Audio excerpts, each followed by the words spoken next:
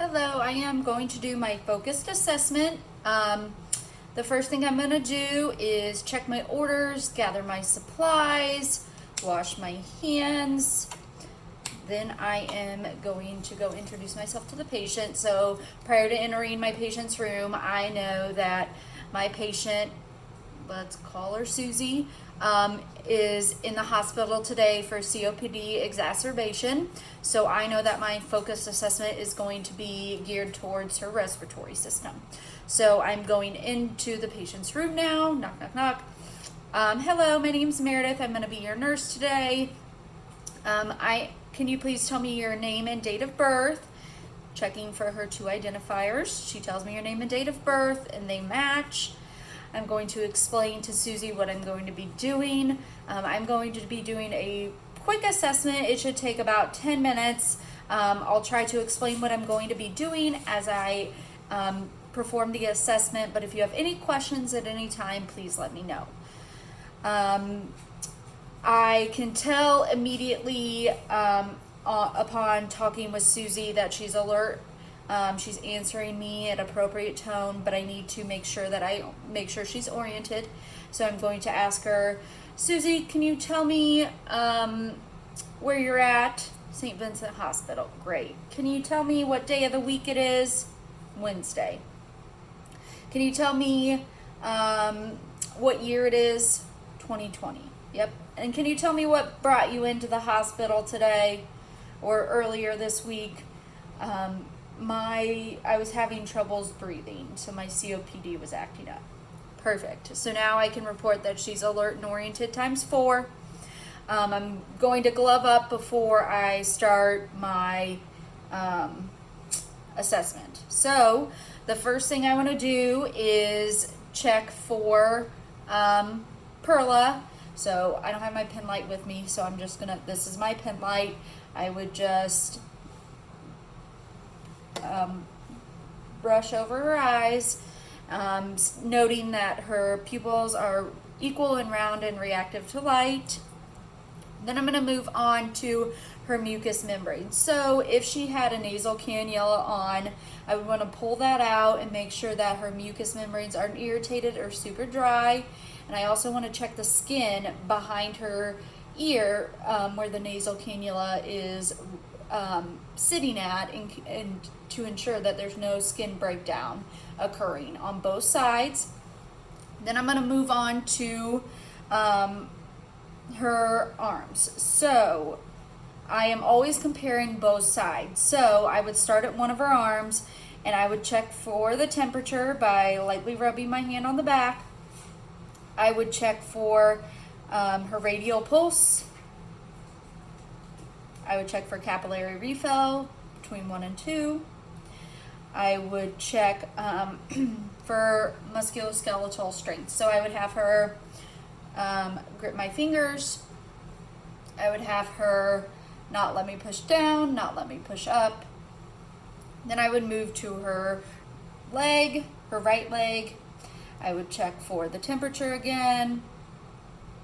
I would check for her pedal pulse. While I'm here, I would also check for edema, noting that if there's any edema, I would report that. I am noting capillary refill. Prior to getting to the foot, though, if the patient had socks on, I would have to take the patient's sock off in order to check edema, do the pedal pulse, capillary refill. Also, I want to check the patient's heels for skin breakdown. I'm doing the same thing on the patient's other side. So starting at the leg, I am checking the temperature. I am getting the pedal pulse, checking for edema. I would remove the sock before I did that. Check for pedal pulse, edema, capillary refill, checking the patient's heel to check for skin breakdown. Then I'm moving up to the patient's other arm, her left arm. I am noting the temperature. The patient has an IV. This is a time for me to stop and check the IV site, making sure that it's still intact, that the dressing is clean, dry, and intact, that the IV site is not warm or red or pussy at all. Moving down to the radial pulse, I'm checking for edema, capillary refill. I'm also checking her grip strength on this side as well. Can you squeeze my fingers? Don't let me push down. Don't let me push up. I should have done musculoskeletal strength down here as well. So I would have, don't let me push up on your foot. Don't let me push down. Same thing on this side as well. So that would complete the musculoskeletal and the extremities assessment. So now I can move on to, I'm gonna skip respiratory for a brief minute because that's gonna be my focused assessment, and I'm going to move to the heart. So I would want to listen to Erb's point because that's where I can hear S1 and S2 sounds. I can hear S1 and S2. I don't hear any abnormal pauses or anything that I shouldn't hear. Then I would move on to the patient's abdomen, noting that it's not distended, it's rounded, shape looks good. Then I would move on to palpation. Oh, pardon me. No, I wouldn't. I would move on to auscultation. So I would start in the right upper quadrant, left, and I hear bowel sounds. So at this time, I may take a second to ask my patient, when was the last time you voided? When was your last bowel movement? I would ask if she's been eating anything, because I see that she's on a regular diet, and she's been able to eat everything that she's been brought. I am going to, that's pretty much it for the abdomen. So now I'm going to move on to my focused assessment for respiratory. So knowing that she's in for a COPD exacerbation, I am going to start by inspecting the chest area, noting any scars, lesions, etc.